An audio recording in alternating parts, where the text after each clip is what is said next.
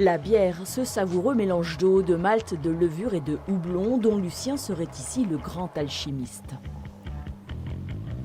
L'idée, c'est de faire une blonde qui va rapporter des notes un peu de raisin blanc, très fruité, en fait, vraiment sur ce côté fruité, à la fois par la levure et par la sélection des houblons. Maître brasseur très attentif à la sélection de ces houblons qu'il fait venir des Flandres ou des États-Unis pour élaborer chaque mois une nouvelle recette. Tout commence par ici, donc là on a vraiment notre cuve, la cuve d'empâtage en fait.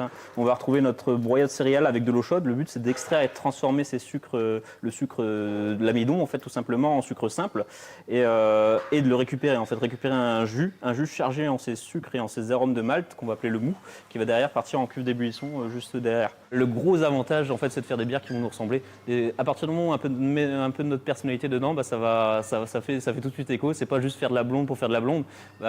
On a tendance à bien aimer le houblon, nos bières vont être toujours un peu plus houblonnées, même la bière légère, elle va être un poil houblonnée et ça lui réussit plutôt bien pour le coup.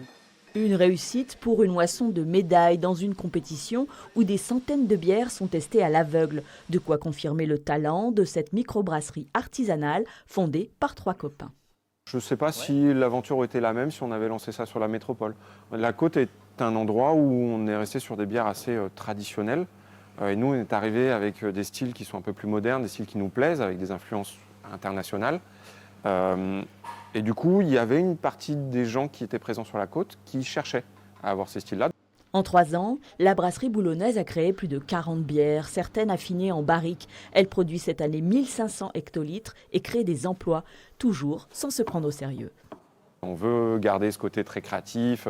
S'il y en a un qui arrive avec une idée un peu farfelue, allez, on essaye de la mettre en place et puis de voir ce que ça peut donner. Et voilà, ce côté très fun. Trop à l'étroit, la brasserie chromatique va déménager, mais pas très loin. Elle compte bien début janvier vous en faire boire de toutes les couleurs, avec modération bien sûr.